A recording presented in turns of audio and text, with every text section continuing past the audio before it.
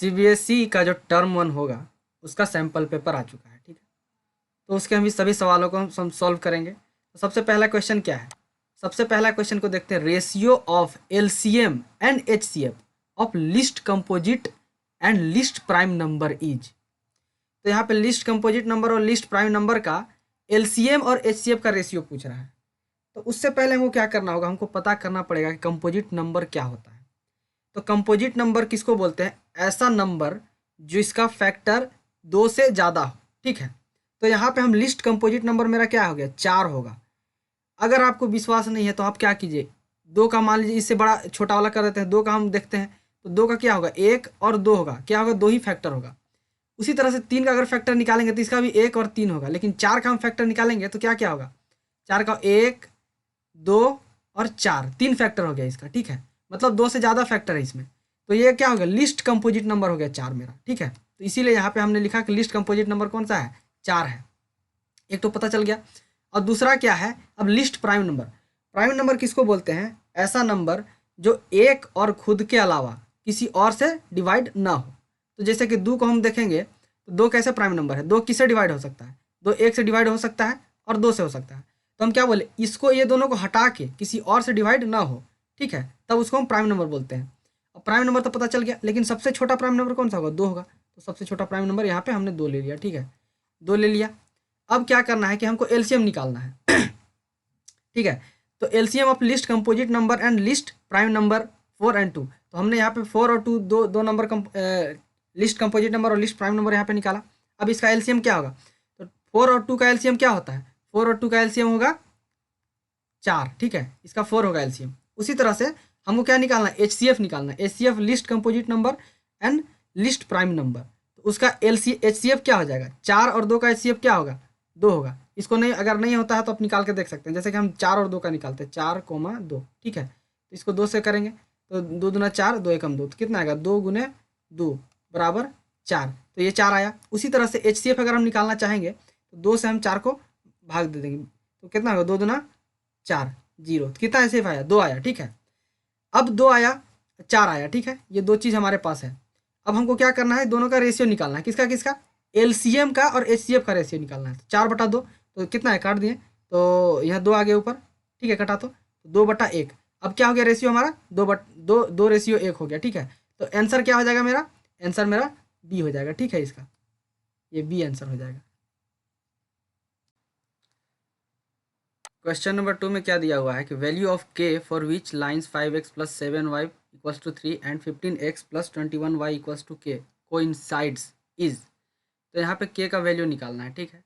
ये 2 लाइन दिया हुआ है, ये दोनों क्या कर रहा है, एक दूसरे से कोइंसाइड कर रहा है, ठीक है।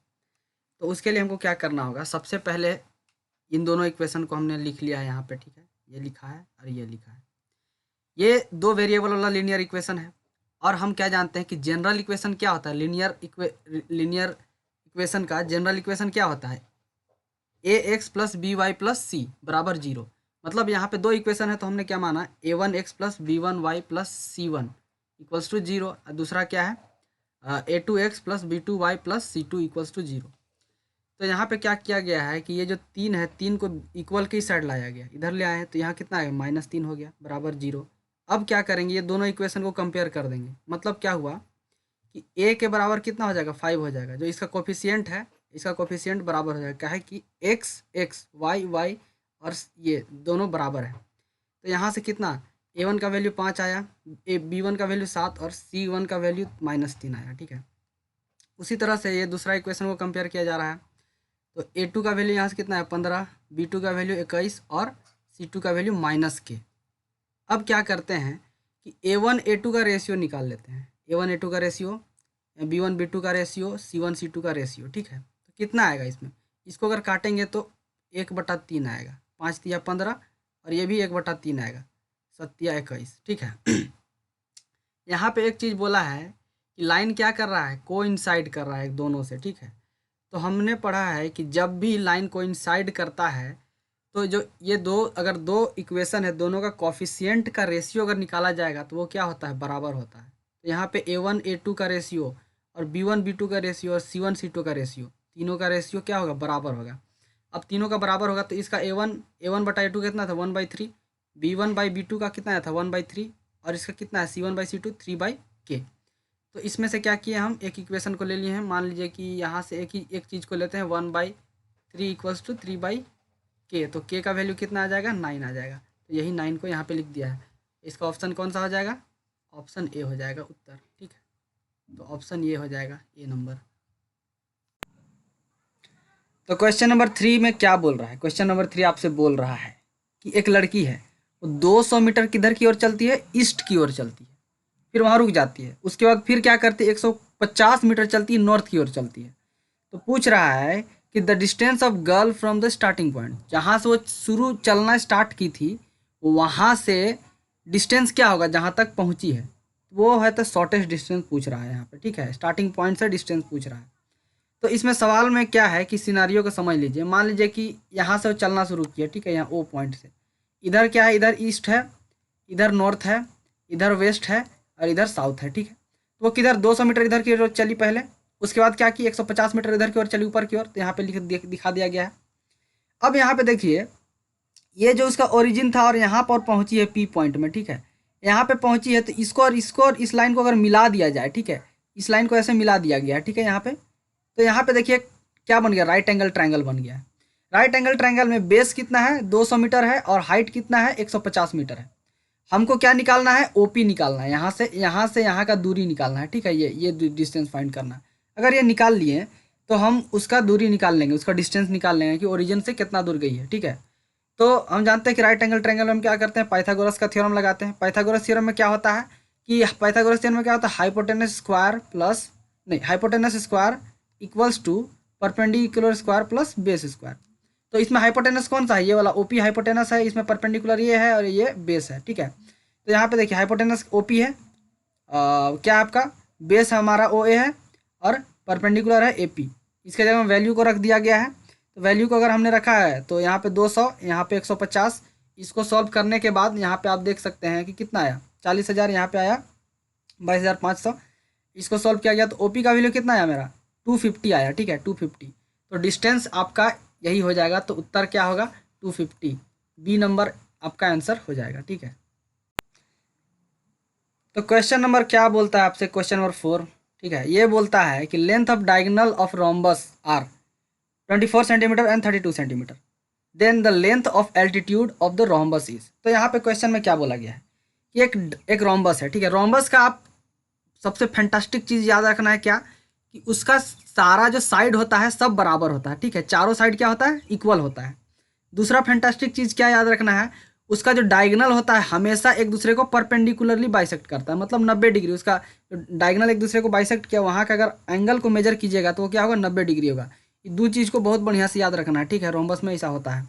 ठीक है, ये जरूरी नहीं है कि सारा कोण बराबर, सारा एंगल बराबर हो। ठीक है, लेकिन ये चीज़ दो चीज़ बहुत मतलब हमेशा बराबर होता है। तो इसमें पूछा है कि डायगोनल दे दिया। ठीक है, रोम्बस का दो डायगोनल दिया हुआ है, एक 24 सेंटीमीटर, एक 32 सेंटीमीटर। पूछा है कि इसका एल्टीट्यूड निकालो, मतलब हाइट क्या होगा रोम्बस का।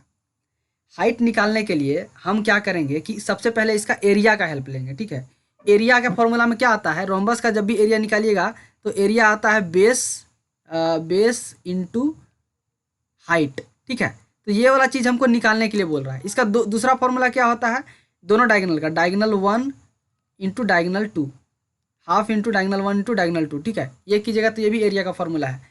लेकिन हमको क्या प्राप्त करना है, हमारे पास डायगोनल 1 डायगोनल 2 दिया गया है। हम अगर बेस प्राप्त कर लेंगे, बेस मतलब क्या हो, इसका साइज, साइड का लंबाई। ठीक है, ये डायगोनल दिया हुआ है लेकिन साइड हमको पता नहीं है साइड का लंबाई क्या है, तो हाइट का निकल जाएगा, क्योंकि डायगोनल से हम एरिया पता कर लेंगे कितना है। उसके बाद इस फॉर्मूला में हम रख देंगे, एरिया को इक्वल कर देंगे। तो पहले क्या, तो सबसे पहला हमका क्या काम है हमारा, हम पहले हाइट बेस निकालने का कोशिश करेंगे। बेस मतलब साइड निकालने की कोशिश करेंगे। ठीक है, तो देखते हैं कैसे करते हैं। ठीक है, तो सबसे पहले हमने क्या किया है कि let ABCD be a given rhombus. तो ये ABCD क्या है, एक रोम्बस है जिसका AC क्या है, डायगोनल है, सबसे लंबा वाला डायगोनल कितना है 32 सेंटीमीटर है, और BD क्या है, एक डायगोनल है 24 सेंटीमीटर का है। We need to find the sides of rhombus. तो अभी सबसे पहले हमको रोम्बस का साइड निकालना पड़ेगा। अभी हम बोले थे कि रोम्बस का सारा साइड क्या होता है, बराबर होता है, इसीलिए हमने ऐसे लगा दिया है। ठीक है, तो रोम्बस का सारा साइड जब बराबर होता है, इक्वल होता है, तो एक साइड अगर हम प्राप्त कर लें, अगर एक साइड निकाल लें तो सारा साइड का वैल्यू वही हो जाएगा, ठीक है। We know that the diagonal of rhombus are perpendicular bisector of each other. तो अभी हमने बताया था कि फैंटास्टिक चीज़ क्या याद रखना है कि डायगनल जो होता है रोम्बस का वो परपेंडिकुलर होता है, ठीक है, एक दूसरे के। तो यहाँ पे आप देखिए, यहाँ पे एक फिगर में देख ले सकते हैं कि ए सी और बी डी एक दूसरे के परपेंडिकुलर, उसको हम इस तरह से दिखा सकते हैं, ए सी बी डी को परपेंडिकुलर एक दूसरे को इस तरह से दिखा सकते हैं। दूसरा बात क्या है, ये इक्वली बाइसेक्ट करता है, ठीक है। ये जो यहाँ पे जो कट कर रहा है इस लाइन को, यहाँ पे कट कर रहा है, तो बी डी को ना इक्वल भाग में बांट रहा है, जैसे कि ये बराबर होगा, ये बराबर होगा, ठीक है। सॉरी, इसको 2 लाइन से दिखाते हैं, एक लाइन इसमें दिखाया गया है तो इसको 3 लाइन से दिखा देंगे, ठीक है। तो आप यहाँ पे देख सकते हैं कि ये बराबर होगा, ये बराबर होगा जब यहाँ से, ठीक है, कट रहा है।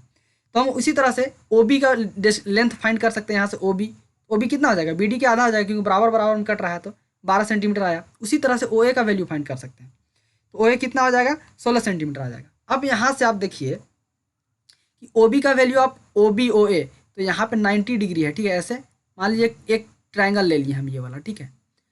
ओ बी का वैल्यू हमको पता है, ये वैल्यू पता है, ओ ए का वैल्यू पता है, हमको साइड पता करना है, तो ये वैल्यू हमको चाहिए। तो यहाँ पे देखिए कि 90 डिग्री है, तो ये क्या है, राइट एंगल ट्रायंगल हो गया। तो राइट एंगल ट्रायंगल हुआ, तो इसमें हम क्या कर सकते हैं, पाइथागोरस थ्योरम लगा करके ए बी का वैल्यू निकाल सकते हैं। तो आगे क्या लिखना होगा, triangle A O B is a right angle triangle, so we can apply Pythagoras theorem, ठीक है। बाय पाइथागोरस थ्योरम के हिसाब से ए बी का स्क्वायर, तो हाइपोटेनस जैसे होता है ना कि H square plus H square equals to P square plus B square, मतलब परपेंडिकुलर स्क्वायर और बेस स्क्वायर। तो यहाँ पे हाइपोटेनस क्या है, ए बी है, देख सकते हैं यहाँ पे ए बी क्या है, हाइपोटेनस है यहाँ पे। उसी तरह से ओ बी क्या है, परपेंडिकुलर है, ओ ए क्या है, बेस है, ठीक है। तो ओ ए प्लस ओ बी लिख दिए हैं 16 12, ठीक है। वैल्यू हम अभी यहाँ पे प्राप्त किया था हमने। तो यहाँ से ए बी का वैल्यू कितना है, 20 सेंटीमीटर आया, ठीक है। तो ए बी का वैल्यू आपको प्राप्त हो गया 20 सेंटीमीटर। अब क्या कर सकते हैं हम, अब आराम से इसका हाइट निकाल सकते हैं। तो to find the height we need the help of area of rhombus. तो हाइट फाइंड करने के लिए हमको रोम्बस का एरिया पता होना चाहिए, मतलब उसका हेल्प लेंगे, ठीक है। कैसे लेंगे वहाँ पे देखिए, हम जानते हैं कि रोम्बस का जो एरिया होता है उसका 2 फॉर्मूला है। एक क्या है कि अगर डायगोनल दिया हुआ है तो क्या कर सकते हैं, half into diagonal 1 into diagonal 2, ठीक है, एक फॉर्मूला हो गया। दूसरा फॉर्मूला क्या हो गया, बेस इंटू हाइट। तो बेस जो ये 20 सेंटीमीटर है वो बेस कहलाएगा, ठीक है, ठीक है। तो हमने यहाँ पे वैल्यू रख दिया और दोनों को इक्वल कर दिया है। तो 2 गुने 24 गुने 32 गुने बराबर 20 गुने हाइट, तो 20 यहाँ पे निकाले थे बेस और हाइट लिख दिया, ठीक है। तो हाइट इक्वल टू कितना आ जाएगा, 12 गुने 32 बटा 20 बराबर 19.2 सेंटीमीटर। तो ये आपका उत्तर हो जाएगा, ठीक है, आंसर हो जाएगा। तो यहाँ पे कौन सा वाला ऑप्शन है, ये डी ऑप्शन है, ये सही हो गया, ठीक है। क्वेश्चन नंबर 5 क्या बोल रहा है, इसमें बोल रहा है आपसे कि 2 फेयर कॉइन्स आर टॉस्ड, ठीक है, 2 कॉइन को टॉस किया गया। What is the probability of getting at the most 1 head. तो अगर 2 कॉइन को आप टॉस कीजिएगा तो क्या प्रोबेबिलिटी क्या है कि मैक्सिमम, मतलब ज़्यादा से ज़्यादा 1 हेड आना चाहिए, 1 से ज़्यादा हेड नहीं आना चाहिए, ठीक है। 2 हेड आएगा तो उसको हम मान्य हम नहीं करेंगे, ठीक है, 1 ही हेड तक। तो हम क्या करेंगे इसके लिए, सबसे पहले तो देखेंगे कि कितना तरह का पॉसिबल आउटकम हो सकता है, नंबर ऑफ पॉसिबल आउटकम्स क्या क्या हो सकते हैं। तब सोच के देखिए, 2 कॉइन को टॉस किए तो क्या चांस है कि दोनों में हेड आ जाए। तो एक ये पॉसिबिलिटी हो गया हेड हेड, या फिर दूसरा पॉसिबिलिटी क्या हो सकता है, एक में हेड आ सकता है, एक में टेल आ सकता है, ये दूसरा पॉसिबिलिटी हो गया। तीसरा में क्या हो सकता है, एक में टेल आ सकता है, एक में हेड आ सकता है। और चौथा पॉसिबिलिटी क्या है, दोनों में टेल आ सकता है। सिर्फ 4 पॉसिबिलिटी बनेगा 2 कॉइन को अगर टॉस कीजिएगा तो, इसके अलावा कोई पॉसिबिलिटी नहीं बनेगा। अगर इन्फिनाइट टाइम तक भी टॉस करते रहिएगा तो यही सब चीज़ रिपीट होते रहेगा, ठीक है, यही सब चीज़ आते रहेगा। तो टोटल नंबर कितना हो गया, total number of possible outcomes 4 आ गया आपके सामने, 4 पॉसिबल आउटकम्स है। अब क्या पूछ रहा है कि आपसे पूछा क्या जा रहा है, तो आउटकम विथ एटमोस्ट, यहाँ ऑलमोस्ट लिखा हुआ है, ठीक है, एटमोस्ट होगा, एटमोस्ट 1 हेड क्या हो सकता है, outcome with no head, no जो जिसमें ऐसा आउटकम जिसमें हेड नहीं रहेगा उसको भी काउंट करना होगा, क्योंकि कम से कम में कुछ नहीं बोला है, ज़्यादा से ज़्यादा 1 ही हेड आना चाहिए, ठीक है। फिर दूसरा आउटकम क्या हो सकता है, आउटकम विथ 1 हेड, जितने भी आउटकम है जिसके एक हेड है जिसमें आएंगे उसको भी हमको लेना पड़ेगा। तो आउटकम्स विथ नो हेड के साथ कौन सा, इसमें है, दोनों में टेल है, नो हेड नहीं है, इसको भी लेना है। अब इसमें देख रहे हैं, इसमें 1 हेड है और इसमें 1 हेड है, तो टोटल नंबर ऑफ जो रिक्वायर्ड आउटकम्स है वो कितना हो गया, 3 हो गया। टोटल हमको 3 चाहिए था, 3 ये रिक्वायर्ड था, हमसे पूछा गया है। तो ये आउटकम है। अब probability of getting almost one head क्या हो सकता है, number of outcome with at most one head, ठीक है, by total number of outcome. तो यहाँ पे था एटमोस्ट वन हेड 3 है, टोटल नंबर आउटकम 4 है, तो आपका आंसर क्या हो जाएगा 3/4। तो ऑप्शन ये आपका सही है, ठीक है, ऑप्शन ये आपका सही हो गया। क्वेश्चन नंबर 6 में क्या कहता है कि एक ट्रायंगल है ABC और एक ट्रायंगल है PQR, ठीक है। If AM and PN are altitude of ABC and PQR, ठीक है। AM किसका एल्टीट्यूड है ABC का और PN किसका एल्टीट्यूड है PQR का, ठीक है। And AB square is to PQ square equals to 4:9, ठीक है। दो साइड है दोनों ट्रायंगल का, दोनों साइड का स्क्वायर का रेशियो दिया हुआ है। पूछ रहा है कि उसका जो दोनों का एल्टीट्यूड है उसका रेशियो क्या होगा। तो सबसे पहले काम क्या करते हैं कि इसका हम ट्रायंगल बना लेते हैं, ठीक है। देखिए एक ट्रायंगल ये है ABC और एक ट्रायंगल है PQR। दो ट्रायंगल दिया हुआ है PQR। इसका एल्टीट्यूड क्या है AM, एल्टीट्यूड होता है बेस से 90 डिग्री होता है। इसका एल्टीट्यूड क्या है, इसका एल्टीट्यूड है PN, ठीक है। तो ये दोनों का AB का स्क्वायर का रेशियो दिया हुआ है और PQ का स्क्वायर का रेशियो दिया हुआ है। पूछ किसका रहा है, AM का और PN का रेशियो पूछ रहा है। तो सबसे पहले हम क्या करेंगे कि हमें क्या दिया हुआ है, AB स्क्वायर बटा PQ स्क्वायर कितना दिया है, 4/9 दिया हुआ है। दोनों तरफ हम अगर रूट ले लेते हैं, ठीक है, तो कितना आएगा, इसका आ जाएगा AB बटा PQ का होल स्क्वायर। इसको इस तरह से लिख देते हैं, दोनों को, दोनों साइड स्क्वायर है तो इसको भी स्क्वायर करके लिख दे रहे हैं। इसको 4 को कैसे लिख सकते हैं, 2, 3 को 9 को 3 का स्क्वायर लिख सकते हैं। तो यहाँ से कितना आया, AB का वैल्यू कितना आ गया 2/3। अब यहाँ पे क्या है अगला condition, when triangles are similar then ratio of their altitude equal to ratio of their side.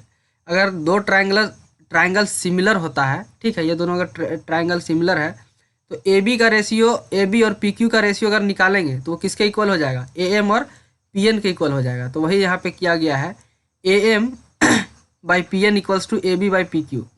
तो यहाँ पे AM by PN equals to 2/3, क्यों कि AB बटा PQ का वैल्यू कितना निकला था, यहाँ पे 2/3 निकला था, तो इसको 2/3 बैठा दिए। तो AM और AN PN कितना आ गया मेरा 2:3। तो इसका आंसर हो जाएगा D, ठीक है, ये आंसर हो जाएगा। क्वेश्चन नंबर 7 में क्या है कि if 2 sin square beta minus cos square beta equals to 2 then beta is, तो बीटा का वैल्यू पूछ रहा है। ये इक्वेशन दिया हुआ है, क्या दिया हुआ है, 2 sin square beta minus cos square beta equals to 2 है। तो यहाँ पे बीटा का वैल्यू क्या होगा, तो बीटा का वैल्यू निकालने के लिए सबसे पहले इस इक्वेशन को यहाँ पे लिख लेते हैं, ठीक है। यहाँ पे क्या है 2 sin square beta minus cos square beta बराबर 2। अगर हम साइन स्क्वायर को इस साइड ले जाते हैं, ठीक है, इस साइड ले गए हैं, तो यहाँ पे हम क्या कर सकते हैं, 2 को कॉमन निकाल सकते हैं। 2 को कॉमन निकालने के बाद 1 माइनस साइन स्क्वायर बीटा आया। 1 माइनस साइन स्क्वायर बीटा को क्या लिख सकते हैं कि 2 कॉस स्क्वायर बीटा, ठीक है। और यहाँ पे बाहर 2 था तो 2 से मल्टीप्लाई हो गया। अब क्या करेंगे कि इसको इस साइड फिर ले जाएं। इस साइड ले जाने के बाद क्या हो गया, 3 cos square beta equals to 0, क्योंकि यहाँ पे 0 है। अब यहाँ पे क्या हुआ कि 3 से डिवाइड कर दिया। यहाँ पे क्या किए हैं, cos square beta equals to 0/3 कितना आएगा, cos square beta equals to 0, यहाँ पे 0 आएगा। उसी तरह से कॉस बीटा भी 0 आ जाएगा, कॉस बीटा 0। अब कॉस का वैल्यू 0 है, ठीक है, कॉस बीटा का वैल्यू 0 है, मतलब क्या बीटा का वैल्यू कितना होना चाहिए तब, बीटा इक्वल्स टू 90 डिग्री होगा तभी 0 हो जाएगा यहाँ पे। तो इसका उत्तर हो जाएगा 90 डिग्री, तो ये वाला आंसर हो जाएगा। क्वेश्चन नंबर 8 में क्या दिया हुआ है, the prime factor of denominator of rational number with the decimal expansion 44.123 are. तो ये एक रेशनल नंबर दिया गया हुआ है 44.123। इसका प्राइम फैक्टर किसका निकालना है, इसका डेसिमल का, ठीक है, इसका सॉरी डेसिमल एक्सपेंशन है, इसका डिनोमिनेटर का प्राइम फैक्टर निकालना है। मतलब अभी क्या करते हैं, ये जो दिया हुआ है नंबर इसको हम लिख देते हैं इस तरह से, ठीक है। यहाँ से अगर डेसिमल को हटाया गया है तो कितना आएगा, 1000 नीचे आएगा, 1000 नीचे आ जाएगा।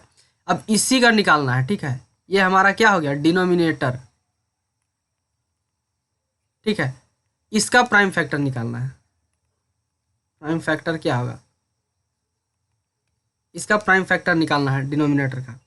तो प्राइम फैक्टर यहाँ पे हम बहुत सिंपली निकाल दिए कि prime factor of denominator equals to prime factor of ये 1000। तो इसको क्या किए, 1000 को हम इस तरह से भी लिख सकते हैं, अब 10 को इस तरह से लिख सकते हैं 2 गुने 5, इसी का ये प्राइम फैक्टर हो गया 2 और 5, इसके अलावा कुछ नहीं। इसके अलावा आपको क्या करना चाहिएगा, अगर आपको नहीं ऐसा पसंद है तो ऐसा भी कर सकते हैं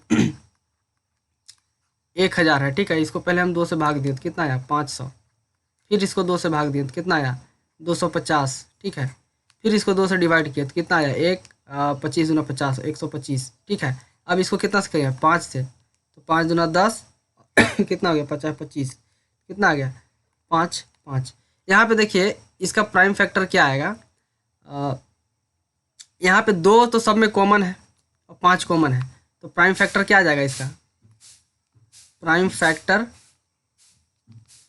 2 गुने 5, ठीक है। तो 2 और 5, तो 2 और 5 हो जाएगा प्राइम फैक्टर इसका, 2,5 प्राइम फैक्टर हो गया, ठीक है। तो इसका उत्तर क्या हो जाएगा 2,5 ये वाला। क्वेश्चन नंबर 9 में क्या दिया हुआ है क्वेश्चन नंबर 9 में दिया हुआ है कि 2 लाइन है, ठीक है, एक लाइन है x इक्वल्स टू ए और दूसरा लाइन है y equals to B are.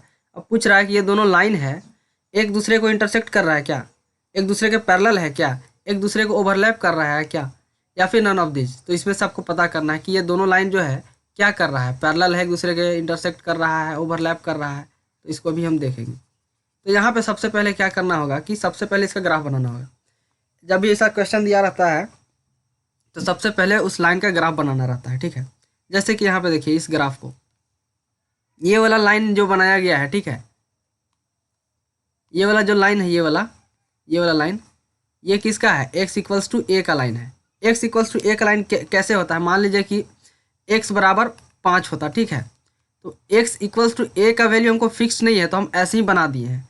इसके हिसाब से अगर x इक्वल्स टू क्या होना चाहिए 4 होना चाहिए, 4 हुआ तो क्या होगा, अब यहाँ पे y 0 है, y 0 है, तो क्या होगा कि यहाँ से ये लाइन जो होगा x के y के पैरेलल हो जाएगा, ठीक है। x इक्वल्स टू ए है तो यहाँ पे क्या है y 0 है, इसीलिए ये लाइन क्या हो जाएगा y के पैरेलल हो जाएगा। उसी तरह से y इक्वल्स टू बी, यहाँ पे x 0 है, ठीक है, x 0 है, मतलब क्या हुआ यहाँ से ये लाइन पैरेलल हो जाएगा इस तरह से, y एक्सिस के x एक्सिस के पैरेलल हो जाएगा। x एक्सिस के पैरेलल हुआ, देखिए ये लाइन इधर से पैरेलल है इधर, ये दोनों क्या हो रहा है एक जगह पे मिल रहा है, एक जगह पे इंटरसेक्ट कर रहा है, कहाँ पे a, b पे, ठीक है। तो जब ये एक दूसरे को इंटरसेक्ट कर रहा है तो इसका ऑप्शन क्या हो जाएगा, lines are intersecting, option A हो जाएगा इसका उत्तर।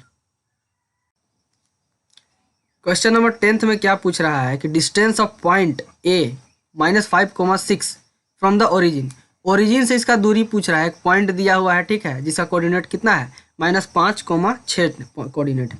पूछ रहा है कि इसका डिस्टेंस कितना होगा, कहाँ से, ओरिजिन से। देखिए ओरिजिन से पूछ रहा है चाहे कहीं से पूछ रहा है, अगर 2 पॉइंट के बीच में दूरी निकालना है तो उसका एक सिंपल सा फॉर्मूला होता है। हम मान लेते हैं कि एक पॉइंट ए x1, y1 है एंड बी x2, y2 है, ठीक है। ये 2 पॉइंट दिया हुआ है, मान लीजिए दोनों पॉइंट के बीच में दूरी निकालना है तो सिंपल सा फॉर्मूला कौन सा, ये वाला फॉर्मूला अप्लाई कर दीजिएगा। क्या है, √x2 - x1 का whole square plus y2 - y1 का होल स्क्वायर।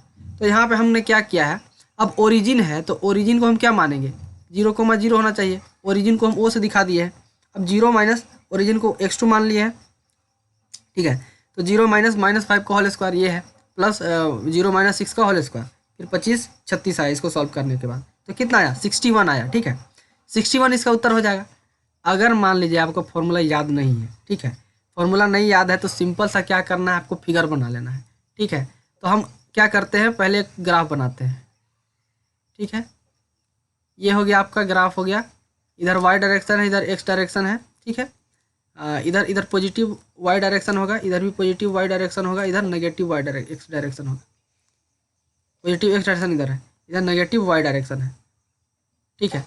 अब क्या पूछ रहा है, -5 है तो -5 इधर जाएगा एक्स एक्सिस में, 1 2 3 4 5, और 6 है वाई एक्सिस में तो किधर जाएगा ऊपर, 1 2 3 4 5 6।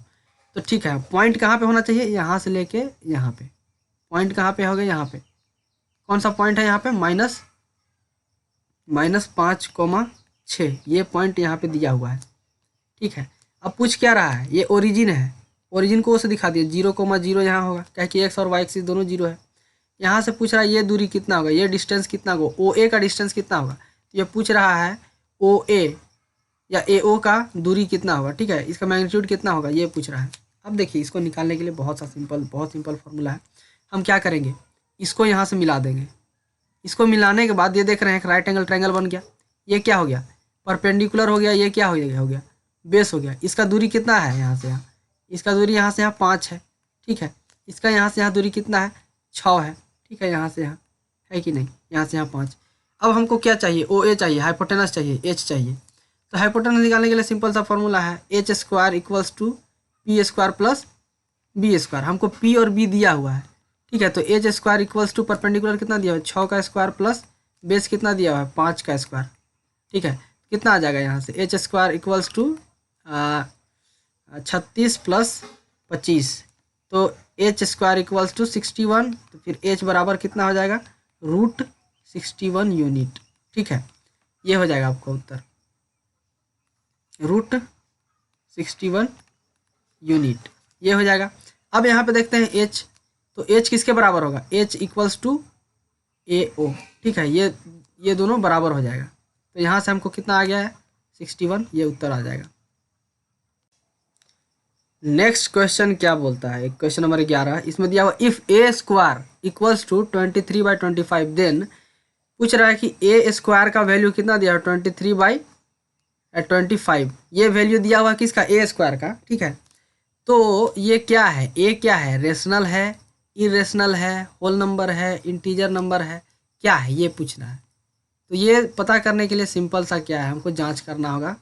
क्या जांच करना होगा, पहले ए को हमको पता करना होगा कि क्या है ये, ठीक है। तो इसके लिए हमने क्या किया है, ए स्क्वायर बराबर 23/25 लिख दिया है। दोनों साइड अगर स्क्वायर रूट हम ले रहे हैं, ठीक है, तो क्या आएगा, प्लस माइनस, यहाँ पे क्या आ जाएगा, प्लस माइनस √23/25, इसको हम बाहर निकाल दिए तो √5 का क्या होगा, √5 आ जाएगा, 25 का 5 आ जाएगा, और 23 का हम 23 ही लिखे हैं। अब यहाँ पे देखिए जो √23 है क्या है, इरेशनल है। इरेशनल में क्या होता है, ऐसी संख्या, ऐसी नंबर जो रेशनल ना हो। रेशनल में क्या होता है, रेशनल नंबर क्या होता है, उसको हम p/q के रूप में लिख सकते हैं।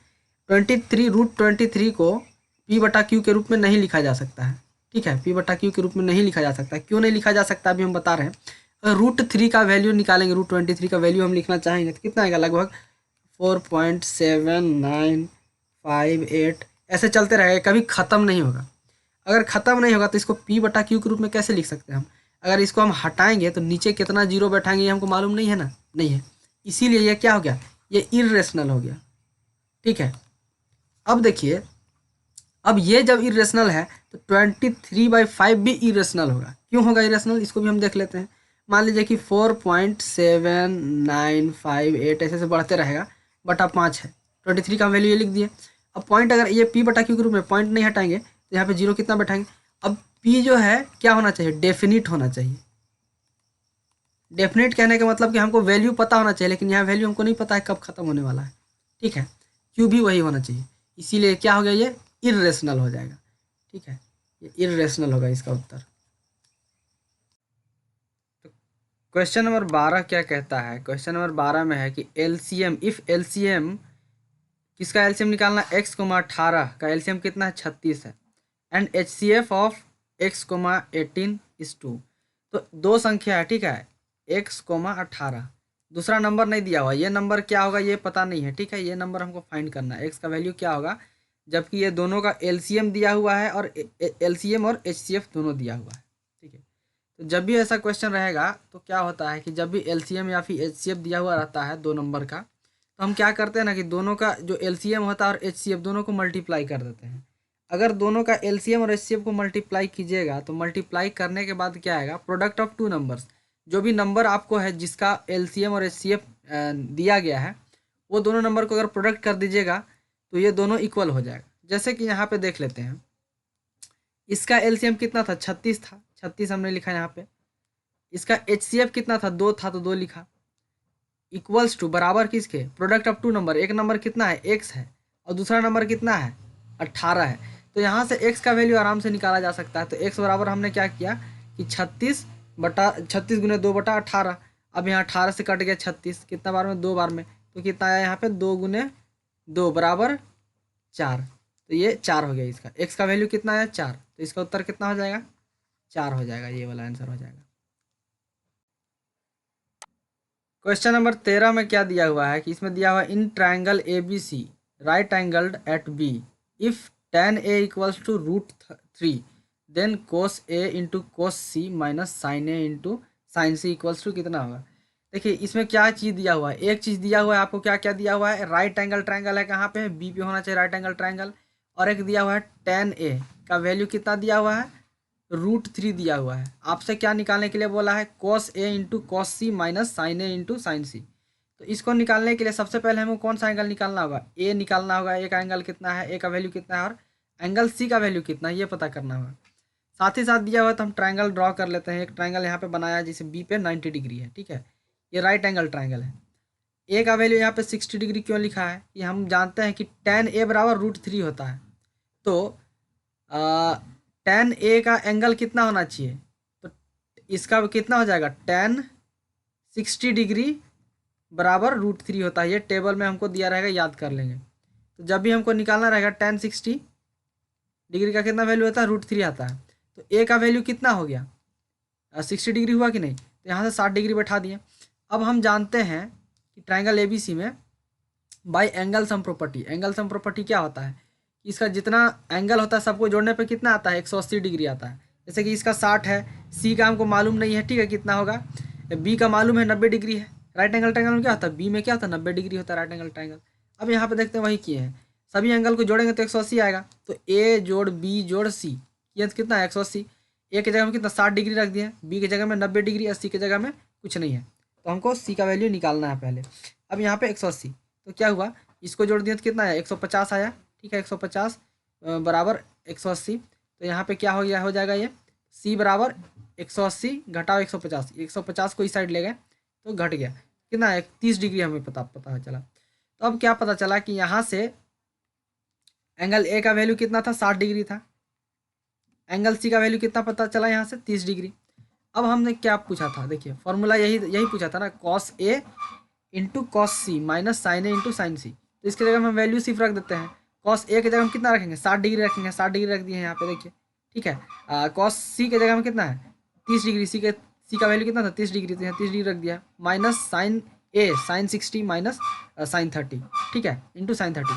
तो सी की जगह में वो फिर रखने के बाद हमको मालूम है कॉस 60 का वैल्यू कितना होता है 1/2, कॉस 30 का वैल्यू कितना होता है √3/2 माइनस √3/2 किसका साइन 60 का √3/2 और साइन 30 का वैल्यू 1/2। तो यहाँ पे देखिए क्या होता है कि इसको कितना आएगा, यहाँ पे 2 है ना, इसको मल्टीप्लाई करेंगे तो कितना आएगा √3/4 माइनस √3/4। अब क्या हुआ कि इसको अगर एलसीएम निकाल दीजिएगा तो 4 √3 माइनस √3 मतलब 0/4 आएगा। तो क्या आएगा टोटल आंसर, आंसर 0 हो जाएगा। तो ये 0 हो गया, तो इसका उत्तर क्या हो जाएगा यहाँ से आप देख सकते हैं, उत्तर हो जाएगा 0, बी आंसर हो जाएगा इसका, ठीक है। क्वेश्चन नंबर 14 में क्या है कि if the angle of triangle A B C, ठीक है, ए बी सी एक ट्राइंगल है, उसका एंगल क्या दिया हुआ है रेशियो में दिया हुआ है, आर इन रेशियो 1:1:2, 1:1:2 ये रेशियो में दिया हुआ है, इसका एंगल दिया हुआ है इस ट्राइंगल का एबीसी का। कंसिडर करना है कि लार्जेस्ट एंगल बीइंग सी, ठीक है, लार्जेस्ट एंगल जो होगा वो सी होगा, ठीक है। Then the value of sec A by cosec B minus tan a by cot B, ठीक है। सबसे पहले हमको क्या करना होगा, देखिए इसका वैल्यू निकालने के लिए हमको फाइंड करना है एंगल ए का वैल्यू क्या है। फिलहाल इसमें रिक्वायर्ड क्या है एंगल ए और एंगल बी, दो चीज़ का वैल्यू बहुत ज़रूरी है हमको जानना, नहीं जानेंगे तो नहीं हो पाएगा, ठीक है। तो उसके लिए क्या करना होगा, तो given the ratio of angle equals to 1:1:2 ये दिया हुआ है। Let the angle B A, ठीक है, ए एंगल को हम मान लिए एक्स, बी को बी एक्स मान लिए, सी को 2x मान लिए, क्यों कि सी क्या है लार्जेस्ट एंगल है, ठीक है। अब रेशियो के हिसाब से हमने माना है, ठीक है, रेशियो के हिसाब से ए को एक्स माना है, बी को एक्स माना है और सी को 2x, ठीक है। अब क्या करना है कि हम जानते हैं कि एंगल सम प्रॉपर्टी से क्या होता है कि एक एंगल जो होता है, एक ट्रायंगल, उसका सभी एंगल का जो सम निकालते हैं वो कितना होता है, 180 डिग्री होता है। तो ए जोड़ बी जोड़ सी तीनों को अगर जोड़ने पर कितना आ रहा है, 180। हम एक्स जोड़ 2x लिख दिया, सी के जगह में वैल्यू, बी की जगह में एक्स और ए की जगह में एक्स, कितना है 4x इक्वल्स टू 180। तो यहाँ से कितना आया वैल्यू, एक्स का वैल्यू आया 45 आया, ठीक है, 45 आया। तो वहाँ पे हम देखिए एक्स का वैल्यू क्या, ए का वैल्यू कितना था, एक्स था तो 45 हो गया, बी का वैल्यू एक्स था 45, सी का वैल्यू कितना हो गया 2x था, ठीक है, यहाँ 2x है, कितना हो गया 90 आया, 2 इंटू 45 इक्वल्स टू 90 डिग्री। तो ये आया हमारा सी का वैल्यू आया। यहाँ पे उसके हिसाब से एंगल को ड्रॉ करना है, यहाँ पे गलती थोड़ा सा हो गया है, ए होगा यहाँ पे बी होगा और यहाँ पे सी होगा, क्योंकि सी लार्जेस्ट है, सी की जगह पे कितना 90 डिग्री होना चाहिए था, तो यहाँ पे थोड़ा गलती था। तो इस तरह से ये ट्राइंगल अभी हमको दिख रहा है। अब हमको बस इसको ड्रॉ करने का ज़रूरत भी नहीं था, अब हमको बस वैल्यू पता करना है किसका, सेक ए बटा कोसेक बी माइनस टेन ए बटा कॉट बी का। तो यहाँ से हमको ए का वैल्यू पता चल गया 45, बी का भी वैल्यू पता चल गया 45, सी का वैल्यू पता चल गया, लेकिन सी का रिक्वायर्ड नहीं है, तो यहाँ पे बैठा देते हैं सिर्फ सेक 45 एक जगह में 45, बी की जगह में 45 बटा कोसेक 45 माइनस टेन 45 बटा कॉट 45। तो इसका वैल्यू आएगा, सेक 45 का वैल्यू आएगा √2 आएगा, कोसेक 45 का वैल्यू भी √2 आएगा, टेन 45 का वैल्यू आएगा 1 और कॉट 45 का वैल्यू 1 आएगा, ठीक है। तो इसका वैल्यू आ जाएगा आपका, ये कट जाएगा, ठीक है, √2 जैसे ना √2 बटा √2 है ना, माइनस 1 बटा 1, तो √2 कटेगा तो कितना 1 1 आएगा। तो यहाँ पर 1 बटा 1 माइनस 1 बटा 1 इक्वल्स टू 1 माइनस 1 बटा 1 बराबर 1 बराबर 0, ठीक है, बटा 1 बराबर 0 हो जाएगा। तो 0 इसका उत्तर आ जाएगा। तो 0 कौन सा उत्तर है, ए नंबर है 0, इसका आंसर हो जाएगा। अगला क्वेश्चन क्या कहता है, 15 नंबर जो क्वेश्चन है, the number of revolutions made by a circular wheel of radius 0.5 metre in rolling a distance of 176 metre. अभी देखिए यहाँ पे क्वेश्चन में क्या पूछ रहा है, क्वेश्चन को पहले समझिए। मान लीजिए एक डिस्क है, ठीक है, ये हमने गोला बनाया है, डिस्क है, इसका रेडियस कितना दिया हुआ है 0.5 सेंटीमीटर रेडियस दिया हुआ है। अब पूछ रहा है अगर यहाँ से हम इसको घुमाना शुरू किए, यहाँ से चला के अगर छोड़ दिए तो घूमते घूमते घूमते घूमते घूमते घूमते घूमते घूमते आगे जाएगा, आगे जाएगा कि नहीं, ये रास्ता है इसका, कितना डिस्टेंस कवर करेगा 176 किलोमीटर, 176 मीटर डिस्टेंस करेगा ट्रैवल, 176 मीटर। तो यहाँ से जब शुरू हुआ 0 से चल के यहाँ 176 में अगर पहुँचा, ठीक है, 176 मीटर दूरी तय करने के बाद कितना घोल्टनिया मारा, कितना रिवॉल्यूशन लिया, ठीक है, वो पता करना है। एक रिवॉल्यूशन कब कंप्लीट होगा, ये यहाँ से चलना शुरू करेगा तो ये पॉइंट फिर से यहाँ पहुँचेगा इसी जगह पे, तब एक रिवॉल्यूशन होगा। तो ये पता करना है कि कितना बार घूमेगा, कितना रिवॉल्यूशन लेगा, ठीक है। तो इसके लिए क्या करना होगा हमको, सबसे पहले कि number of revolutions equals to कितना, टोटल डिस्टेंस, टोटल दूरी जितना है उसको किससे डिवाइड करना होगा, डिस्टेंस कवर्ड इन 1 रिवॉल्यूशन। एक रिवॉल्यूशन में जितना दूरी कवर करेगा ये डिस्क, उतना से डिवाइड करना है। देखिए इसको मान लीजिए कि ये जो सर्कल है इसको आप खोल दीजिए, मान लीजिए कि ऐसे सर्कल है, यहाँ से हम काट दिए, काटने के बाद इसको सीधा सीधा करेंगे तो इसे लंबा बन जाएगा, ठीक है। तो ये जो दूरी होगा, जितना होगा ये दूरी, वही होगा एक रिवॉल्यूशन में कवर करेगा जितना दूरी, ठीक है। मान लीजिए इसको काट काट दिए, एक रिवॉल्यूशन में दूरी कितना तय करेगा, इतना करेगा। मान लीजिए इसको यहाँ से काट के हम ऐसे बना दिए हैं, ठीक है। मान लीजिए कि रस्सी से बना है सर्कल, रस्सिया को हम यहाँ से काट दिए, काट के फैला दिए, तो ऐसा हो गया। अब इतना दूरी कैसे, कितना जो तय करेगा वही दूरी कहाँ कहलाएगा, एक रिवॉल्यूशन में, ठीक है। अब इतना दूरी टोटल, ये जो दूरी तय करेगा उसको कैसे निकालेंगे, इसका सरकमफेरेंस से, ठीक है, सरकमफेरेंस। सर्कल का जो सरकमफेरेंस होता है वो क्या होता है, पेरीमीटर उसको बोलते हैं। इसका लंबाई निकालता है, ये जो पूरा गोला है इसका कितना लंबाई होगा वो पता कर देगा सरकमफेरेंस से। उसका फॉर्मूला क्या होता है, 2πr होता है। आर यहाँ क्या पे है, रेडियस है, ठीक है, रेडियस है यहाँ, ये टोटल क्या है, सरकमफेरेंस है। तो यहाँ पे हम जस्ट सिर्फ वैल्यू बैठाते हैं, टोटल डिस्टेंस कितना है 176, ठीक है, वैल्यू बैठा दिए हैं 176 बटा 2, यहाँ 2 है, 2 पाई के जगह में 22/7, 22/7 होता है पाई का वैल्यू, और रेडियस कितना है 0.7, 7 और 0.7 कट गया तो कितना है, 1.1 आया। अब कितना हुआ 22 दूना 44, 4.4, तो यहाँ से 176, इससे हम काट दिए यहाँ पे, तो जब भाग दिए तो कितना आया 40 आया, ठीक है, 4 बार में ये कटा, ठीक है। तो इसका आंसर कितना हो जाएगा, 40 हो जाएगा, ठीक है, 40 इसका आंसर हो जाएगा, ये वाला। क्वेश्चन नंबर 16 क्या है उसको समझते हैं सबसे पहले। Triangle A B C is such that A B equals to 3 centimetre, B C equals to 2 centimetre and C A equals to 2.5 centimetre. If triangle A B C is similar to triangle D E F and E F equals to 4 centimetre then the perimeter of D E F is. तो देखिए question क्या कर रहा है इसको समझते हैं। दो ट्राइंगल है, ठीक है, एक ट्राइंगल ए बी सी है और एक है डी ई एफ है। तो इसका ई एफ का वैल्यू कितना दिया है, 4 सेंटीमीटर दिया हुआ है, ठीक है, ई एफ का वैल्यू 4 सेंटीमीटर। इस ट्राइंगल ए बी सी में तीनों साइड्स का वैल्यू दिया हुआ है, लेंथ दिया हुआ है, एक का 3 सेंटीमीटर, एक का 2 सेंटीमीटर, एक का 2.5 सेंटीमीटर, लेकिन डी ई एफ का लेंथ नहीं दिया हुआ है। डी ई एफ में सिर्फ एक साइड का लेंथ दिया हुआ, बाकी दो साइड का लेंथ, ये साइड का लेंथ, ये साइड का लेंथ नहीं दिया हुआ है। अब पूछ क्या रहा है, डी ई एफ का आपका पेरीमीटर पूछ दिया। पेरीमीटर कहने का मतलब क्या हुआ, इसका जो तीन जो लेंथ है, तीन साइड है, तीनों साइड का लेंथ को अगर जोड़ दीजिएगा, ठीक है, तो इसका पेरीमीटर हो जाएगा। पेरीमीटर कहने का मतलब क्या हुआ, डी ई जोड़ ई एफ, ठीक है, जोड़ डी एफ, ये इसका पेरीमीटर हो जाएगा, ठीक है, पेरीमीटर हो जाएगा ये। लेकिन हमको क्या पता नहीं है, डी नहीं पता है और ये डी एफ भी नहीं पता है, सिर्फ ये पता है, ये कितना दिया हुआ है, 4 दिया हुआ है। तो हम जानते हैं कि एक चीज़ यहाँ पे इन्होंने क्या कर दिया है, बोला कि दोनों सिमिलर है, ठीक है, ए बी सी और डी ई एफ दोनों क्या एक दूसरे के सिमिलर है। सिमिलर जब होता है तो उसका प्रॉपर्टी हमको मालूम होता है कि जब दो त्रिभुज ट्राइंगल एक दूसरे के सिमिलर होते हैं तो क्या होता है कि ए बी, जैसे कि A B sides will be proportional, इसका जो साइड होगा एक दूसरे के प्रोपोर्शनल होगा। कहने का मतलब क्या हुआ कि A B is to A B और डी ई का ratio equals to B C is to E F का रेशियो हो जाएगा बराबर A C is to D F का रेशियो हो जाएगा, ठीक है। तो यहाँ पे हम रेशियो देखिए, अब जब हमको मालूम है कि ये रेशियो ऐसा बराबर होता है, ये साइड्स प्रोपोर्शनल होता है, तो यहाँ से हम सारे साइड्स का वैल्यू पता कर लेंगे। कुछ कुछ साइड का वैल्यू दिया हुआ है, जैसे कि ए बी का वैल्यू कितना दिया हुआ है, 3 दिया हुआ है, या बी सी का वैल्यू 2 दिया हुआ है और ई एफ का वैल्यू 4 दिया हुआ है। इसको काट के हमने 1/2 लिखा है, ठीक है। ए सी का वैल्यू 2.5 दिया हुआ है, डी एफ का नहीं पता है। अब हमको क्या करना है, अब क्या कर सकते हैं कि इसको अलग अलग लिख दिए, 3/d बराबर 1/2, ठीक है। तो यहाँ से डी का वैल्यू 6 सेंटीमीटर निकल गया।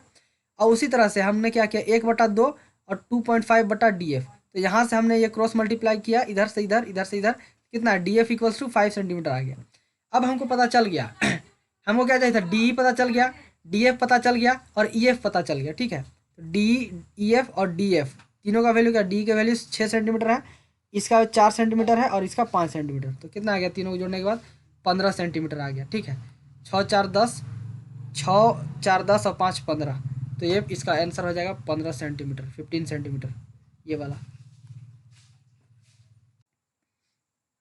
क्वेश्चन नंबर 17 में क्या है कि इन द फिगर, ठीक है, if D E is parallel to B C, ये फिगर दिया हुआ है, बोल रहा है कि इसमें डी ई जो है, ये वाला डी ई, ये किसके पैरेलल है, बी सी के पैरेलल है, ठीक है, एक दूसरे के पैरेलल है। And A D equals to 3 centimetre, जो ए डी का वैल्यू दिया हुआ है, इस ए डी का वैल्यू 3 सेंटीमीटर दिया हुआ है, ठीक है। बी डी इक्वल्स टू कितना दिया हुआ है, 4 सेंटीमीटर, बी डी का वैल्यू दिया हुआ है 4 सेंटीमीटर, ठीक है। And B C equals to 14 centimetre, ये बी सी जो दिया हुआ है 14 सेंटीमीटर दिया हुआ है, ठीक है। देन डी इक्वल्स टू, तो यहाँ पे पूछ रहा है कि ये जो डी ई है इसका वैल्यू क्या होगा, लेंथ जो डी है इसका लेंथ का वैल्यू कितना होगा। ए डी दिया हुआ है, बी डी दिया हुआ है और बी सी दिया हुआ है, 3 चीज़ दिया हुआ है। और क्या दिया हुआ है, डी ई किसके पैरेलल है, डी ई पैरेलल है बी सी के पैरेलल, ये दोनों पैरेलल है, ठीक है। तो यहाँ पे हम देखते हैं इसको कैसे बनाना है। सबसे पहले इस ट्राइंगल को हमने बना लिया है यहाँ पे।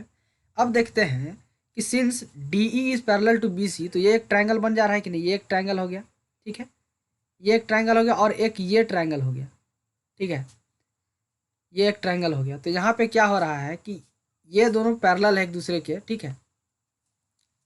तो यहाँ पे क्या है कि ये दोनों एक दूसरे के पैरेलल है, तो क्या होगा कि ये और ये एंगल दोनों बराबर होगा कि नहीं, ये एंगल और ये एंगल दोनों बराबर होगा। मतलब क्या हुआ, यहाँ पे देखिए ए डी बी ये वाला एंगल हुआ, ये बराबर किसके होगा, ए बी सी ये वाला एंगल हो गया, ये दोनों बराबर हो गया।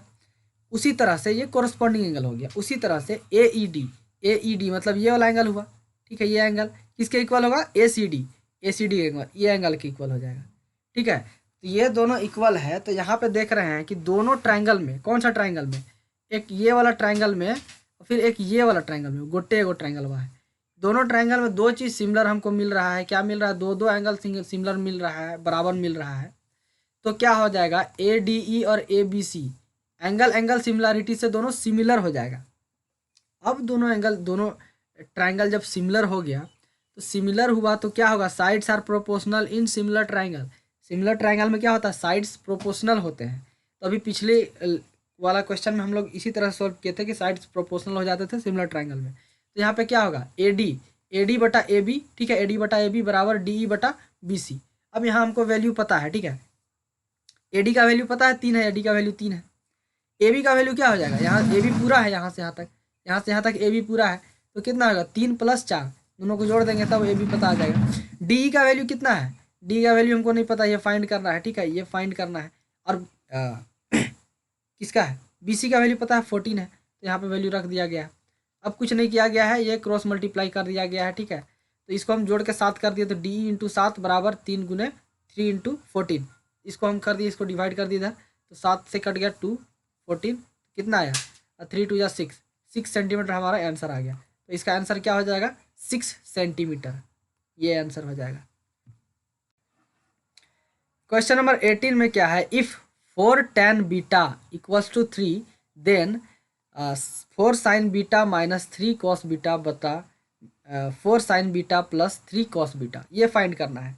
देखिए यहाँ पे ये जो दिया हुआ है 4 tan बीटा = 3 दिया हुआ है, ये हमको tan थीटा tan में दिया हुआ है। और बाकी हमको फाइंड क्या किस में करने के लिए बोला है, साइन में करने के लिए बोला है, ठीक है। तो इस तरह से क्वेश्चन, ये बहुत सिंपल क्वेश्चन है। अगर इस तरह का क्वेश्चन देगा तो हमको सबसे पहले दिमाग में क्या सोचना है, हमको पता है कि tan को हम किस तरह से लिख सकते हैं, tan बीटा को लिख सकते हैं साइन बीटा, ठीक है, यहाँ पे बटा कॉस बीटा लिख सकते हैं कि नहीं, इस तरह से। ये हम tan बीटा को इस रूप में लिख सकते हैं, इस फॉर्म में। तो हमको मालूम है कि यहाँ पे साइन और कॉस दिया हुआ है, इसको हम कन्वर्ट कर सकते हैं किस में, tan में कन्वर्ट किया जा सकता है। तो सबसे पहले हम क्या करेंगे, tan बीटा का वैल्यू लिख लेते हैं। तो हम यहाँ पे लिखा है, गिवन क्या है, 4 tan बीटा = 3, तो tan बीटा कितना हो जाएगा, 3/4 हो जाएगा। tan बीटा कितना हो जाएगा, 3/4। ये हमको मालूम चल गया, tan बीटा का वैल्यू इतना है। अब दूसरा काम क्या करना है, ये जो दिया हुआ है, ठीक है, इसको हमको tan में कन्वर्ट करना है, tan बीटा में पूरे को कन्वर्ट करना है। अगर tan बीटा में कन्वर्ट कर दिए तो बस खाली tan बीटा की जगह में 3/4 लिख देंगे, आंसर हमारा हो जाएगा। खाली बस कंप्यूटेशनल सॉल्यूशन करना पड़ेगा। तो यहाँ पे हम देखते हैं, इसको हम पहले लिखा है 4 sin बीटा - 3 cos बीटा, इसको हमने लिख लिया यहाँ पे, ठीक है, उतार दिया है। अब क्या कर रहे हैं, अब डिवाइड कर रहे हैं, dividing numerator and denominator by cos beta. Numerator और डिनोमिनेटर को हम कॉस बीटा से डिवाइड कर दे रहे हैं, तो कितना आएगा, देखिए यहाँ पे sign beta by cos beta - cos beta by cos beta, यहाँ पे डिवाइड किया है। डिवाइड करने के बाद देखिए sign beta by cos beta, 4 sin beta by cos beta, ये क्या बन गया, tan बीटा बन गया। ये वाला क्या बन गया, tan बीटा बन गया। और ये वाला कट गया, कॉस कॉस कट गया, तो कितना बचा, 3 बचा, यहाँ पे 3 था। उसी तरह से नीचे भी हो गया, तो यहाँ भी tan बन गया, ये वाला tan बीटा बन गया। ये वाला कटा तो कितना आया, सिर्फ 3 बचा, यहाँ पे 3 बचा। अब क्या करेंगे, यहाँ पे हमको मालूम है कि tan बीटा हमको tan बीटा का वैल्यू कितना था, tan बीटा का वैल्यू 3/4, 3/4 यहाँ पर रख दिए हैं, 3/4 रखे हैं, तो कितना आया, 4 कटा, ठीक है, यहाँ भी 4 कटा सबके जगह में, तो आया 3 - 3 बटा 3 + 3, तो 0/6 मतलब 0। इसका आंसर कितना हो जाएगा, इसका आंसर हो जाएगा 0, ये आंसर हो जाएगा, ठीक है। तो क्वेश्चन नंबर 19 में क्या पूछता है कि one equation of a pair of dependent linear equation, ठीक है। Pair of dependent linear equation कहने का मतलब क्या हुआ कि दो लीनियर इक्वेशन है, दोनों क्या है, एक दूसरे पे डिपेंडेंट है, ठीक है। एक इक्वेशन का वैल्यू दिया हुआ -5x + 7y = 2, ये दिया हुआ है। पूछ रहा है कि सेकंड इक्वेशन का वैल्यू क्या होगा, वो बताओ, ठीक है। तो उसको बताने के लिए हमको सबसे पहले क्या समझना होगा, व्हाट इज लीनियर डिपेंडेंट, ठीक है। लीनियर डिपेंडेंट इक्वेशन से आप क्या समझते हैं। सो फर्स्ट ऑफ ऑल अभी वही करना होगा। सबसे पहले हम देखें कि इक्वेशन दिया हुआ, गिवन इक्वेशन कितना दिया हुआ, -5x + 7y - 2, ये दिया हुआ इक्वेशन दिया हुआ है। यहाँ पे इसको इधर ले आए, इस 2 को इधर ले आए, तो -2 हो गया, यहाँ पे 0 = अब क्या करना है, उन लोगों का कॉफिशिएंट क्या होगा, लीनियर इक्वेशन का कॉफिशिएंट। तो ये जो लीनियर इक्वेशन है, इसका जो हम ग्राफ बनाएंगे तो ये लाइन बनेगा, ठीक है, ये स्ट्रेट लाइन बनेगा, ठीक है। इसका जो ग्राफ क्या कोफिशिएंट क्या होगा, ए का A1 कितना हो जाएगा -5, B1 कितना हो जाएगा 7 और C1 कितना हो जाएगा -2। A1 B1 C1 यहाँ पे क्या किस चीज़ का हम लिखे हैं, ये फर्स्ट इक्वेशन का वैल्यू है, ठीक है। सेकंड इक्वेशन का A2 B2 हो जाएगा। अब लीनियर डिपेंडेंट का मतलब समझते हैं। We need dependent linear equation that means lines are coincident. मतलब क्या हुआ कि लीनियर डिपेंडेंट कहने का मतलब क्या हुआ कि दो लाइन है, दोनों एक दूसरे के को इंसिडेंट है। मतलब मान लिया एक ये लाइन है, एक ये लाइन है, ठीक है। तो ये दोनों लाइन अगर एक दूसरे के पैरेलल होगा तो क्या होगा, ये दोनों लाइन के बीच का एंगल क्या होना चाहिए, 0 होगा। तब ये क्या होगा, क्या कहलाएगा, कोइंसिडेंट कहलाएगा। मतलब क्या हुआ कि इस लाइन, ये वाला जो लाइनवा है, ये वाला लाइनवा, ये लाइनवा को उठा करके हम इस लाइन के ऊपर रखेंगे तो हमको पता ही नहीं चलेगा कि दो लाइन है कि नहीं। मान लीजिए इसको उठा के ऐसा रख दिया तो यहाँ पे सिर्फ सिंगल लाइन बन जाएगा, पता नहीं चलेगा कि दो लाइन है। अब मान लीजिए ये लाइन और ये लाइन है, अब पूछ दिया कि दोनों लाइन बताओ कोइंसिडेंट है कि नहीं, नहीं है, दोनों लाइन कोइंसिडेंट नहीं है। मान लीजिए ये लाइन 1 है, ये लाइन 2 है। अब लाइन 1 को लाइन 2 में रखते हैं उठा के तो क्या बनेगा, इस तरह से बनेगा, ये लाइन 1 लाइन 2। मतलब क्या हुआ, एंगल कुछ बन रहा है, एंगल की लाइन के बीच में कुछ एंगल बनेगा, मान लीजिए थीटा। तो ये क्या हुआ, कोइंसिडेंट नहीं हुआ, एंगल 0 होना चाहिए। अब अगर लाइन क्या होता है कि लीनियर होता है, मतलब कोइंसिडेंट होता है, मतलब ऐसा होता है, तो क्या होता है कि उन लोग का जो कोफिशिएंट होता है एक दूसरे के प्रोपोर्शनल होता है। मतलब A1/A2 बराबर B1/B2 बराबर C1/C2 हो जाएगा, ठीक है। तो हम ये क्या माने हैं कि दूसरा जो लाइन है उसका कोफिशिएंट हम A1 B1 और A2 B2 C2 मान लिए हैं। तो हम अपने से अज्यूम करके देखते हैं कि दोनों को जब बराबर करना है तो हम मान लेते हैं A2 का वैल्यू कितना हो जाएगा -10, B2 का वैल्यू 14 और C2 का वैल्यू -14 हो जाएगा। अब वैल्यू को रख के देखते हैं इस पर, तो रखने के बाद पता चला -5/10, 7/14 और -2/4। तो इसको काटते हैं तो 1/2 1/2 1/2, तो यहाँ से वैल्यू आया 1/2 1/2 1/2, इतना आया। तीनों बराबर है तो पता चलेगा कि लीनियर, इसका कोफिशिएंट का वैल्यू ये हो सकता है, ये रख सकते। अब जब कोफिशिएंट का वैल्यू पता चल गया तो वही जो इक्वेशन है, ये जो ऊपर वाला जो इक्वेशन है, इसका सिर्फ कोफिशिएंट चेंज कर देंगे तो दूसरा डिपेंडेंट इक्वेशन हमको निकल जाएगा, प्राप्त हो जाएगा। तो बस वो कुछ नहीं किया, यहाँ पे हमने क्या किया है, कोफिशिएंट को बदल दिया है। क्या किया है, -10x + 14y-4। इसी को अगर इधर ले जाया जाएगा तो 4 को इधर ले जाए प्लस हो जाएगा, ठीक है, +4 हो जाएगा। या फिर इधर रख सकते हैं। तो इसका आंसर क्या हो जाएगा, इसका आंसर हो जाएगा आपका ये वाला हो जाएगा, C नंबर हो, -10x 14y +4, यही है। नहीं, ये आंसर नहीं होगा। क्यों नहीं होगा, क्योंकि यहाँ पे -10x 14y माइनस क्या है 4 है, तो ये आंसर +4 है, यहाँ पे -4 होना चाहिए। तो ये आंसर नहीं होगा, ये नहीं होगा। आंसर होगा डी होगा। क्यों डी होगा अभी दिखाते हैं। यहाँ पे हमने क्या किया है कि यहाँ पे क्या लिया है, यहाँ पे माइनस है, माइनस को अगर हटाए हैं तो -4y प्लस ये आ गया। तो ये हमारा आंसर कौन सा हो जाएगा, डी आंसर हो जाएगा, डी आंसर हो जाएगा ये डी, ठीक है। दूसरा टेक्निक क्या है, इसको बहुत सिंपल तरीके से निकालने का, ठीक है। दूसरा टेक्निक ये है कि ये आपका आंसर कौन सा हो गया, डी आंसर हो गया इसमें, ठीक है। ये आंसर डी हो गया। दूसरा टेक्निक क्या है कि आप सभी ऑप्शन का क्या कीजिए ना, कॉमन निकाल लीजिए, सभी ऑप्शन से कॉमन निकाल लीजिए। कॉमन निकालने के बाद क्या पता चलेगा कि जो इक्वेशन फर्स्ट है वही आ जाएगा। जैसे कि हम इसका कॉमन निकालते हैं, 10x - 14y, इसको इधर ले आए, ठीक है, +4 = 0, ठीक है। इसका कॉमन अगर निकालते हैं तो हम कॉमन निकालेंगे, यहाँ माइनस आना चाहिए, तो -2 कॉमन निकाल रहे हैं, ठीक है। सब में कॉमन है, कितना आएगा, -5x + 7y - 2 बराबर 0। तो यहाँ पे हमको क्या प्राप्त हो, माइनस ये वैल्यू निकल गया। ये वैल्यू कौन सा है, ये वाला वैल्यू है। तो ऐसा होता है कि जब भी कोइंसिडेंट होगा तो बस कॉमन निकाल लेना है। कॉमन निकालने के बाद ये जो वैल्यू होगा प्राप्त हो जाएगा। यहाँ पे इसका कुछ भी हो सकता है, 4 भी हो सकता है, 5 भी, कुछ भी वैल्यू निकल सकता है, उससे मतलब नहीं है। लेकिन कॉमन निकालने के बाद ये वैल्यू ये सेम होना चाहिए, ठीक है। इसी तरह से इन लोग को आप टेस्ट करके देख सकते हैं बाकी सब चीज़ को। क्वेश्चन नंबर 20 में क्या बोल रहा है कि a letter of English alphabet is chosen at random, ठीक है। इंग्लिश अल्फ़ाबेट का एक लेटर रैंडमली चूज किया गया है, ठीक है। What is the probability that it is a letter of word mathematics. तो यहाँ पर देखिए वर्ड एक वर्ड है, मैथमेटिक्स है। आप इंग्लिश का कोई भी अल्फ़ाबेट उठाइए, तो आप जो भी लेटर उठाइएगा, ठीक है, लेटर उठाइएगा, वो किससे बिलोंग करेगा, मैथमेटिक्स वर्ड से बिलोंग करेगा। मतलब मैथमेटिक्स मतलब क्या उठाइएगा तो कभी एम आ सकता है, ए आ सकता है, टी आ सकता है, एच आ सकता है, या फिर ई आ सकता है, या फिर आई आ सकता है, सी आ सकता है, एस आ सकता है। इतना मतलब कितना, 1 2 3 4 5 6 7 8। तो यहाँ पे number of letter in words मतलब possible number of letters.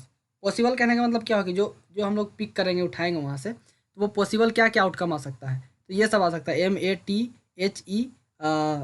ICS। बाकी सब तो रिपीटिंग है, एम भी रिपीटिंग है, ए भी रिपीट कर रहा है, टी भी रिपीट कर रहा है। तो टोटल पॉसिबल कितना हो सकता है, 8 आ सकता है। 8 लेटर उठाएंगे तो पॉसिबल लेटर्स कितना हम उठा सकते हैं अल्फ़ाबेट से, जो मैथमेटिक्स को बिलोंग करेगा, 8 होगा। और टोटल नंबर ऑफ लेटर कितना है, 26 है। तो प्रोबेबिलिटी पूछ रहा है तो कितना होगा, रिक्वायर प्रोबेबिलिटी क्या हो जाएगा, 8/26 मतलब 4/13। तो इसका आंसर कितना हो जाएगा, 4/13 ए हो जाएगा, ये वाला।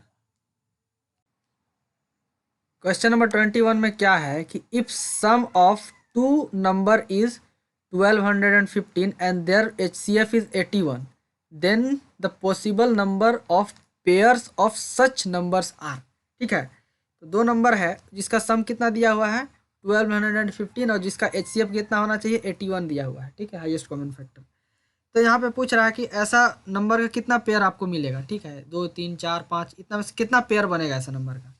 तो इस क्वेश्चन को बनाने के लिए सबसे पहले हमको क्या करना होगा, हमको देखना होगा क्या क्या दिया हुआ है। गिवन क्या दिया हुआ है, HCF of two number is 81। ठीक है, HCF of two number is 81, that means 81 is a factor of both number.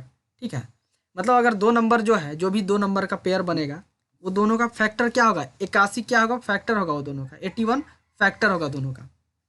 ठीक है, तो हम क्या करते हैं, अज्यूम कर लेते हैं दो number. Let's assume numbers are 81x and 81y। ठीक है, तो हमने अज्यूम किया है where x and y are coprime numbers.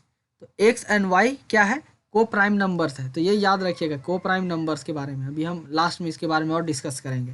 ठीक है, तो हमें क्या प्राप्त हुआ कि हमने क्या अज्यूम किया, 81x और 81y अज्यूम किया हुआ है। अब हमको पता है कि दिया हुआ है, गिवन है फिर से, सम ऑफ नंबर्स इक्वल्स टू 1215। ये दिया हुआ है 1215 क्या है, दोनों नंबर का सम। तो हम यहाँ पे कंसिडर करते हैं, सम कर देते हैं। तो 12x और 81y, यहाँ पे 1 छूट गया था, 81y। तो कितना हो गया, 81x plus 81y equals to 1215। तो 81 को कॉमन ले लिया गया यहाँ पे, तो x plus y equals to 1215। तो x plus y equals to कितना हो जाएगा, 1215/81। तो ये अगर इसको काट देंगे तो कितना आएगा, 15। तो कितना है, x plus y equals to 15। अब पेयर बोलते हैं possible values of x and y can be. तो what can be the possible value of x and y। यहाँ पे देखते हैं, यहाँ पे कितना है, x और y को जोड़ें तो कितना आ रहा है, 15 आ रहा है। ठीक है, इसी को यहाँ पे हम कंपेयर करेंगे। पेयर हम कैसे बना सकते हैं, 1 जोड़ 14 करेंगे, अगर 1 जोड़ 14 से कितना आएगा, 15 आएगा। तो एक पेयर बन गया। फिर 2 जोड़ 13 करेंगे, 2 जोड़ 13 करेंगे तो कितना आएगा, 15 आएगा। अब यहाँ पे एक क्वेश्चन उठ सकता है कि ठीक है, दो, फिर यहाँ 4 जोड़ 11 करेंगे तो कितना आएगा, 4 जोड़ 11 बराबर 15। तो यहाँ पे क्या सवाल उठता है कि यहाँ 3 जोड़ 12 भी तो कर सकते थे, 3 एंड 12 ये भी तो एक पेयर बन गया। लेकिन ये पेयर नहीं बन सकता है, क्यों नहीं बन सकता है, पहले पे हम लोग बोला था कि ये क्या है, को प्राइम नंबर है। एक्स एंड वाई क्या है, को प्राइम है। को प्राइम का मतलब क्या होता है, जिसका सिर्फ एक ही कॉमन फैक्टर हो, कॉमन हो। ठीक है, एक से ज़्यादा नहीं हो, मतलब 3, अगर 3 का अगर हम करेंगे तो 1 है इसका, फिर 3 है, 12 का कितना करेंगे तो यहाँ पे आएगा 1 2 3 4 और 12। तो 2, इसमें 2 कॉमन फैक्टर आ रहा है, एक आ रहा है और एक 3 कॉमन फैक्टर आ रहा है। तो ये को प्राइम नहीं हुआ, 3 और 12 को प्राइम नहीं हुआ। तो यहाँ पे को प्राइम का सिर्फ ये बनाना है। ठीक है, पेयर बनाना है। चौथा है 7 and 8। So there are 4 such pairs. तो वहाँ पे कितना पेयर हो जाएगा, 4। तो आंसर कितना हो जाएगा, ये वाला ऑप्शन हो जाएगा 4। ठीक है,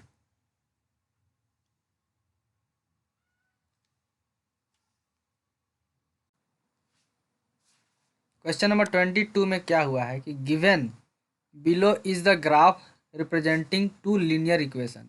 नीचे ग्राफ दिया गया है, इसमें 2 लीनियर इक्वेशन को रिप्रेजेंट कर रहा है ये ग्राफ। ठीक है, by lines A B and C D. A B और सी डी जो लाइन है, कौन सा लाइन ए बी है? ये वाला लाइन ए बी है और ये वाला लाइन सी डी है, यहाँ पे देख सकते हैं ये वाला।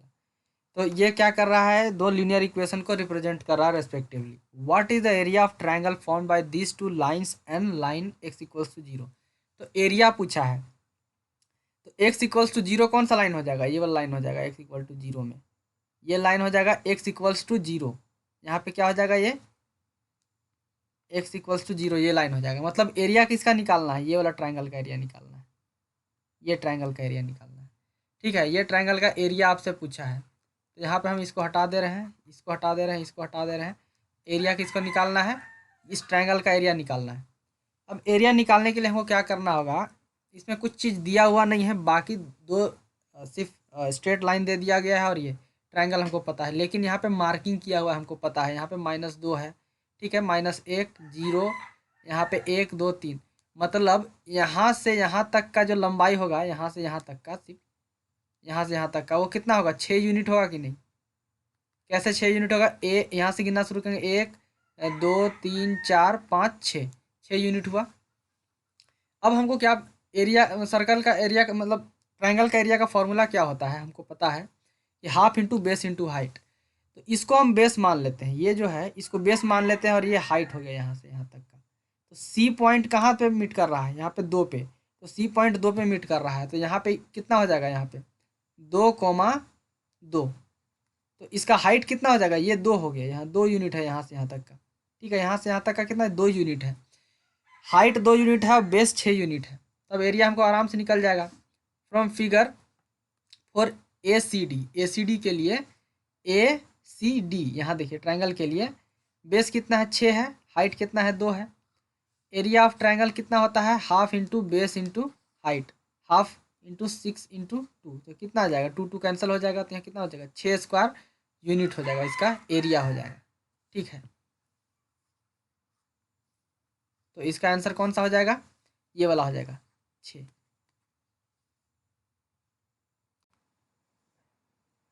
क्वेश्चन नंबर 23 में क्या दिया हुआ है? If tan alpha plus cot alpha equals to 2। tan alpha और कोट अल्फा का वैल्यू दिया हुआ है, दोनों को जोड़ दिया, tan अल्फा जोड़ कोट अल्फा, इसका वैल्यू कितना हुआ? 2 है। Then 10 to the power 20 alpha plus cot to the power 20 alpha का वैल्यू कितना होगा? ठीक है, तो 20 पावर कितना है? 20 का वैल्यू पूछा है, कितना दिया? कितना है? सिर्फ ये दिया है, tan alpha plus cot alpha equals to 2। पूछा वैल्यू किसका है? tan 20 alpha plus cot 20 alpha का वैल्यू, ये कितना होगा? ये पूछा है। ठीक है, ये निकालना है। तो सिंपल सा इसको निकालने के लिए क्या करना होगा? यहाँ पे दिया हुआ है, ये गिवन है, ये लिख दिया हमने, tan alpha plus cot alpha equals to 2। अब कॉट अल्फा को हम tan अल्फा में कन्वर्ट कर दिए, तो 1/tan alpha equals to cot alpha होता है, हमको पता है। अब इसको क्या किए? बस इसको जोड़ दिए यहाँ पे, तो यहाँ से यहाँ आया तो कितना है? tan square alpha plus 1/tan alpha equals to 2, ये आ गया। अब इसको इस तरह से भी कन्वर्ट कर सकते हैं, tan स्क्वायर अल्फा प्लस 1 बराबर 2, यहाँ इसको इधर ले आए, क्रॉस मल्टीप्लाई कर दिए तो कितना है? 2 tan अल्फा हो गया। अब क्या हो रहा है कि tan square alpha minus 2 tan alpha plus 1, इसका स्क्वायर अगर कर सकते हैं, इस तरह से लिख सकते हैं, 1 का स्क्वायर, क्योंकि 1 ही आएगा तो इस तरह से लिखा जा सकता है। अब ये किसका फॉर्मूला हो गया? a माइनस बी का फॉर्मूला हो गया। a माइनस बी का होल स्क्वायर में क्या होता था? a स्क्वायर इस ऐसे होता था, a square minus 2ab plus B square. तो यहाँ पे a की जगह पे क्या है? tan अल्फा है, b की जगह में क्या है? 1 है, 2ab यहाँ पे इस तरह से लिखा गया, तो इसको इस तरह से लिख सकते हैं। अगर इस तरह से लिखें तो हम क्या कर सकते हैं? इसको इस तरह से भी लिख सकते हैं, tan alpha minus 1 into tan alpha minus 1, यहाँ पे अल्फा है, ठीक है, इक्वल्स टू 0। तो अब यहाँ पे क्या करेंगे? tan अल्फा माइनस 1 बराबर 0, तो tan अल्फा इक्वल टू 1, ये आ जाएगा। तो यही चीज़ को यहाँ पे हमने लिखा है। अब tan अल्फा का वैल्यू 1 कब होता है? जब अल्फा का वैल्यू 45 डिग्री होगा, अल्फा का वैल्यू 45 डिग्री होगा, तो tan अल्फा का वैल्यू 1 होगा। यहाँ पे हम जानते हैं, मान लीजिए tan थीटा बराबर 1 दिया हुआ है, या फिर तो क्या होगा? tan 45 डिग्री, तब कितना आएगा? 1 आएगा। मतलब यहाँ थीटा की जगह में क्या हो गया? 45 डिग्री।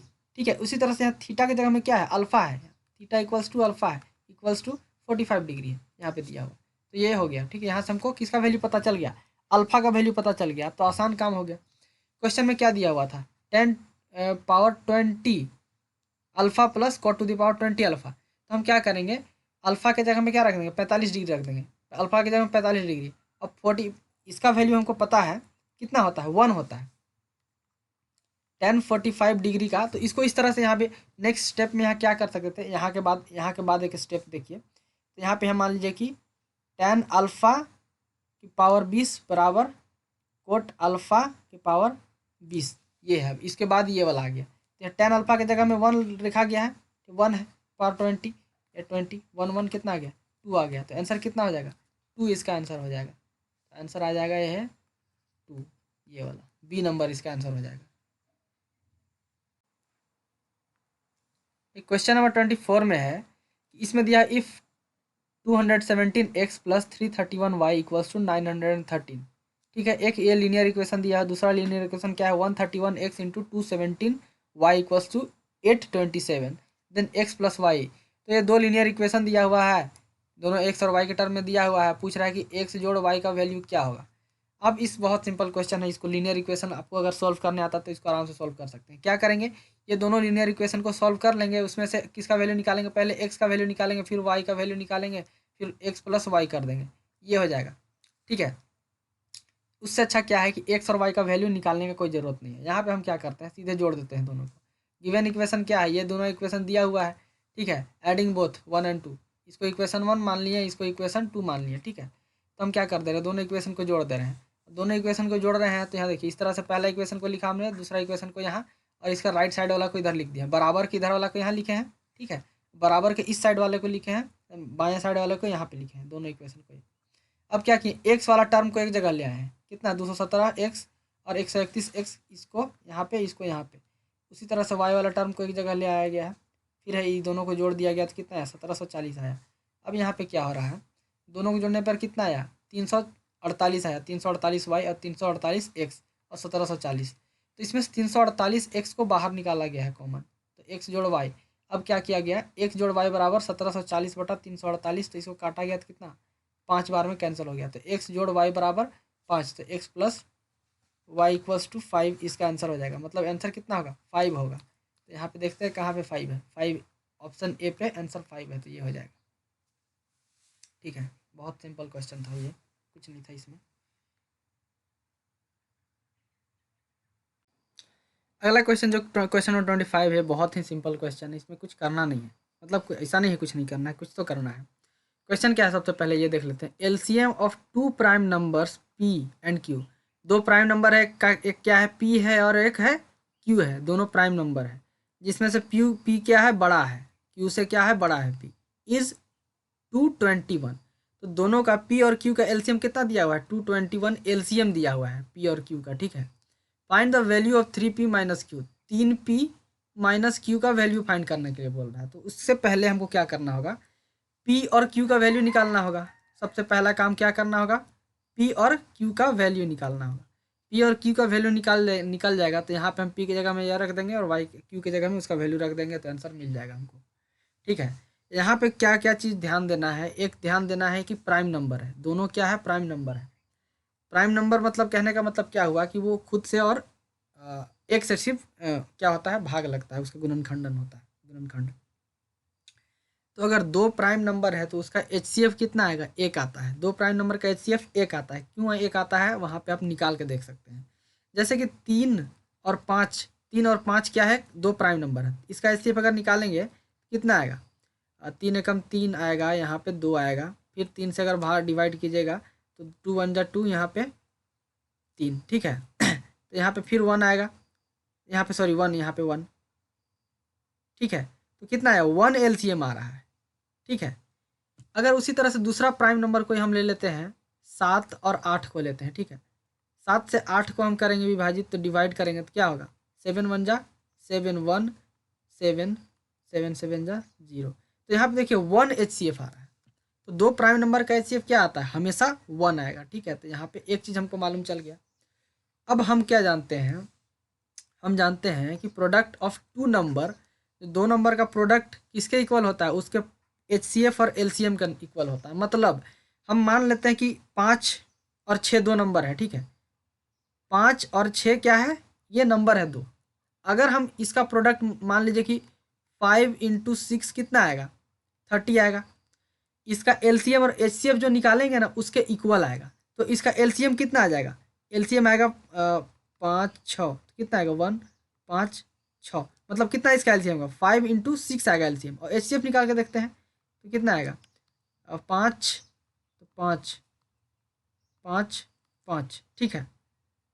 तो कितना आया, यहाँ 1 होगा 1, यहाँ पे गलती क्या है, 1 1 बैठाना है सब जगह, यहाँ पे 1 होगा, ठीक है 1 होगा यहाँ पे, ठीक है। तब यहाँ पे 7 बार, तब यहाँ पे क्या हुआ, इसका एलसीएम निकाले तो कितना आया 1 आया, मतलब क्या हुआ, तो एचसीएफ मेरा कितना आ रहा है 30 × 1, एचसीएफ 1 आ रहा है, तो इसका कितना आया 30। अब देखिए प्रोडक्ट, दो नंबर का प्रोडक्ट, उसका एलसीएम एचसीएफ का प्रोडक्ट कितना आ रहा है, इक्वल आ रहा है। उसी तरह से यहाँ पे हम क्या किया, दोनों प्राइम नंबर का हम एचसीएफ निकाल लिए, एचसीएफ का कितना आया 1 आएगा, ठीक है। अब एलसीएम का, एलसीएम दिया हुआ है तो एलसीएम और इंटू एचसीएफ तो 1 हो जाएगा, कितना आएगा 221। पी इंटू क्यू, तो पी इंटू क्यू को हम 13 × 17 के रूप में लिख सकते हैं कि नहीं, इस तरह से लिख सकते हैं। दोनों को मल्टीप्लाई करेंगे तो इतना आएगा 221 आएगा। अब यहाँ पे क्या है, पी बड़ा है किससे, क्यू से बड़ा है, तो 17 किसका वैल्यू हो जाएगा, पी का वैल्यू हो जाएगा, और 13 किसका वैल्यू होगा, पी का। हमको पी और क्यू का वैल्यू हमको मिल गया। अब यहाँ पे ये इक्वेशन पे रख देते हैं, 3 × 17, 3 × 17 - 13 कितना आएगा 51 - 13 बराबर 38। तो आंसर कितना आएगा मेरा 38 आंसर आएगा, मतलब सी वाला ऑप्शन सही हो जाएगा इसमें, ठीक है। क्वेश्चन नंबर 26 में क्या कहता है कि अ card is drawn from well सफल डेक ऑफ कार्ड, ठीक है। तो कार्ड ड्रॉ किया गया है किससे, वेल सफल डेक से। कितना कार्ड होता है उसमें, 52 कार्ड होता है total. What is the probability that card drawn is neither king और नोर अ क्वीन। तो क्या है कि जो भी कार्ड आप निकालेंगे, ठीक है, 52 कार्ड रखा है, उसमें से एक कार्ड अगर आप निकाल रहे हैं तो उसमें से जो भी कार्ड निकालेंगे वो ना ही क्वीन आना चाहिए ना ही किंग आना चाहिए। तो उसका प्रोबेबिलिटी क्या होगा। तो यहाँ पे देखिए टोटल नंबर ऑफ कार्ड्स कितना है 52 है, हम जानते हैं टोटल नंबर ऑफ कार्ड 52 होता है। Number of king and queen cards कितना हो जाएगा 8 हो जाएगा, 4 किंग होगा 4 क्वीन होगा, ठीक है। दोनों कार्ड मिला कितना हो जाएगा 8 हो जाएगा टोटल नंबर। तो प्रोबेबिलिटी कितना आएगा गेटिंग किंग और क्वीन, तो जिसमें से किंग और क्वीन आने का चांस जो है प्रोबेबिलिटी है कितना होगा, तो नंबर ऑफ किंग और क्वीन कार्ड्स बटा total number of card.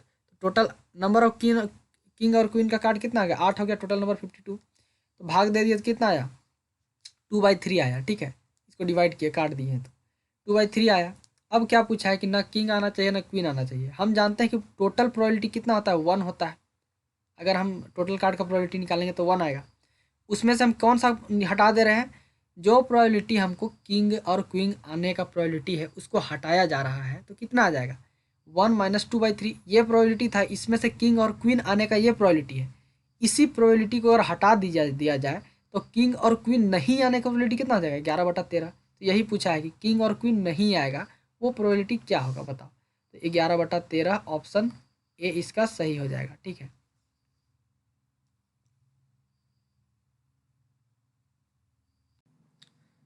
Question number 27 में क्या पूछता है कि 2 fair dice are rolled simultaneously, ठीक है। दो डाइस को एक ही बार रोल किया गया है, ठीक है। The probability that 5 will come up at least once.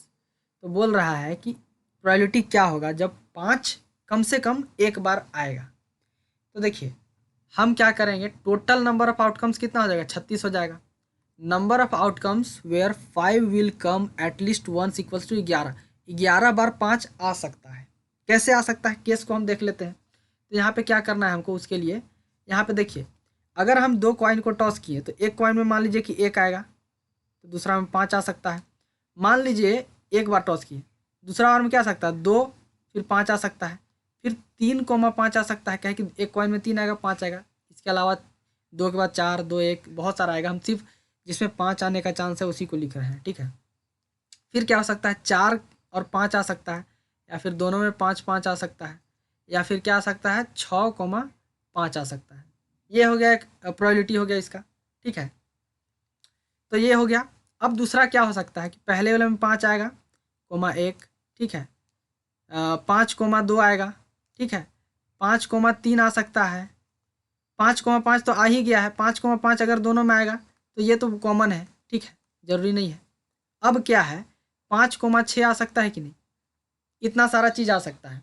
तो ये कॉमन है, तो इसको हम एक ही को काउंट करेंगे। तो यहाँ देखते हैं 1 2 3 4 5 6 7 8 9, इसको नहीं लिखते हैं क्योंकि ये एक बार आ चुका है, ठीक है। 10 10 हुआ, 10 ही हो रहा है। एक है 5,4 को हमने छोड़ दिया था, ठीक है, 5,3 के बाद, तो एक 11 हो गया, ठीक है। तो टोटल कितना है, 11 पॉसिबल आउटकम है, तो हमको यही निकालना था। सिंपल सा question, probability of at least 5 will come at least once कितना होगा, number of outcomes where 5 will come at least once कितना है, 11 आउटकम आएगा।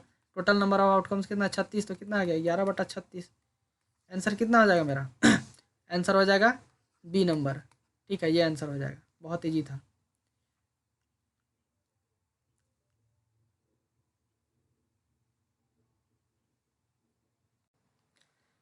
क्वेश्चन नंबर 28 में क्या दिया हुआ है, if 1 plus sine square alpha equals to 3 sine alpha into cos alpha then value of cot alpha are, ठीक है। ये एक इक्वेशन दिया हुआ है, क्या दिया हुआ है, 1 plus sine square alpha equals to कितना होगा, 3 sine alpha into cos alpha, ठीक है। तो इसमें इतना चीज़ दिया हुआ है। अब इसको सॉल्व करके हमको कॉट अल्फा का वैल्यू फाइंड करना है।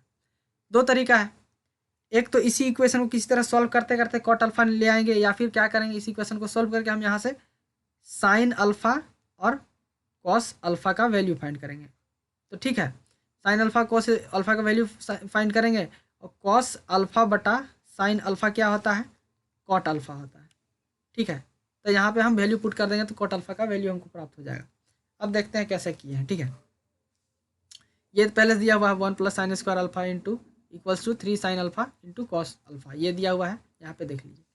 Putting sine square alpha plus cos square alpha equals to 1, ठीक है। तो साइन स्क्वायर अल्फा, ये हमको फॉर्मूला पता है कि sign square alpha plus cos square alpha होता है, उसका वैल्यू क्या होता है, 1 होता है। तो यहाँ से आप क्या किए हैं कि 1 के जगह पे हम क्या लिख दिए हैं, sign square alpha into cos plus cos square alpha. देखिए यहाँ पे 1 था, यहाँ पे 1 था, ठीक है। 1 को हटा करके sign square alpha plus cos square alpha इसके जगह पे लिख दिए हैं, और यहाँ पे है साइन स्क्वायर अल्फा, इधर का जो था सेम रख दिए हैं, ठीक है। अब यहाँ पे देखिए, यहाँ पे क्या हो रहा है, एक ये साइन स्क्वायर अल्फा, एक साइन स्क्वायर अल्फा, ये दोनों जोड़ दिए तो कितना आ गया, 2 sine square alpha plus cos square alpha, और ये सेम टू सेम लिख दिया गया है, ठीक है। यहाँ पे देखिए, अब क्या किए हैं, इसको हम बराबर के इस साइड ले आए हैं, तो कितना है 2 साइन स्क्वायर अल्फा, ये ऊपर था यही हो गया, कॉस स्क्वायर अल्फा ये भी हो गया, और इसको इधर ले आए तो माइनस यहाँ पे 3 sine alpha into cos alpha equals to 0 हो गया, ठीक है। अब क्या किया गया है, 2 sine square alpha minus 3 sine alpha into cos alpha plus cos square alpha equals to 0, ठीक है। अब यहाँ पे हमने क्या किया है कि इसको हम कॉमन निकालने का कोशिश किया है। यहाँ पे देखिए क्या किया गया है, इसको ज्यों के त्यों लिख दिया, 2 साइन स्क्वायर अल्फा यहाँ भी था, यहाँ भी हो गया। अब क्या किए, 3 साइन अल्फा कॉस अल्फा को हम क्या किए, डिवाइड बांट दिए, कैसे, इसको तोड़ दिए हैं, -2 sine alpha into cos alpha minus sign alpha into cos alpha. अगर दोनों को जोड़ा जाएगा तो ये बराबर यही वाला ऊपर वाला आएगा, ये दोनों को जोड़ा जाएगा तो ऊपर वाला आएगा, और यहाँ पे कॉस स्क्वायर अल्फा, ठीक है, इक्वल्स टू 0। अब यहाँ पे देखिए एक चीज़ क्या हो गया कि क्या हो गया, ये कॉमन निकल लिया। कौन सा कॉमन, इस इक्वेशन में देखिए, ये वाला इक्वेशन में, टोटल इक्वेशन में कॉमन क्या है, साइन अल्फा है, 2 साइन अल्फा है, यहाँ पे 2 है, यहाँ भी 2 है, यहाँ भी 2 है, और यहाँ भी 2 है। तो यहाँ पे 2 साइन अल्फा कॉमन निकाले तो कितना बचेगा, यहाँ पे साइन स्क्वायर था तो साइन अल्फा बचा, यहाँ कॉस साइन इंटू कॉस था तो सिर्फ कॉस बचा।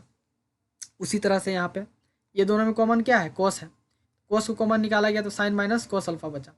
अब क्या हो गया, ये दोनों कॉमन है, ये और ये दोनों कॉमन हो गया, ठीक है। तो इसको एक जगह लिख दिया गया यहाँ पे देखिए कॉमन को, और ये जो बचा कॉस अल्फा और 2 साइन अल्फा, तो इसको यहाँ पे लिख दिए यहाँ पे, ठीक है।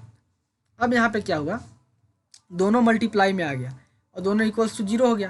तो यहाँ पे क्या हो सकता है, ये दोनों इक्वल टू 0 होगा, या तो ये 0 होगा इक्वल के, या फिर ये 0 होगा, या फिर दोनों 0 होगा। तो यहाँ पे दोनों 0 को हम लोग लिया है। पहला केस 1 में क्या किया, केस 1 है, ठीक है। केस 1 में क्या है, इसको 0 किया हम, ये वाला इक्वेशन को, तो 2 sine alpha minus cos alpha equals to 0। तो यहाँ से क्या आया 2 sine alpha equals to cos alpha, cos alpha by sine alpha, इसको इधर नीचे ले गए, cos alpha by sine alpha कितना आया, 2 आया। ये क्या होता है, cos alpha by sine alpha, cot alpha होता है, कोट अल्फा का वैल्यू कितना आया, 2 आया, एक वैल्यू 2 आ गया। दूसरा केस में क्या करते हैं, sign alpha minus cos alpha को हम 0 से इक्वेट कर दिए। Sign alpha minus cos alpha इधर ले गए, इसको इधर ले गए, तो cos alpha by sine alpha कितना आया, 1 आया। तो यहाँ कोट अल्फा कितना हो जाएगा, 1 आया, क्योंकि cos alpha by sine alpha का वैल्यू कितना होता है, 1 आता है, तो 1 आ गया। तो इसका 2 वैल्यू आया हमारा, कितना आया, एक 2 आया, एक 1 आया, ठीक है। तो ये 2 वैल्यू प्राप्त हुआ, तो आंसर क्या हो जाएगा, आंसर सी हो जाएगा, क्योंकि 1 और 2 वैल्यू आ रहा है, तो आंसर सी हो जाएगा, ठीक है। इस तरह से ही सिंपल क्वेश्चन था, ये बनाना था।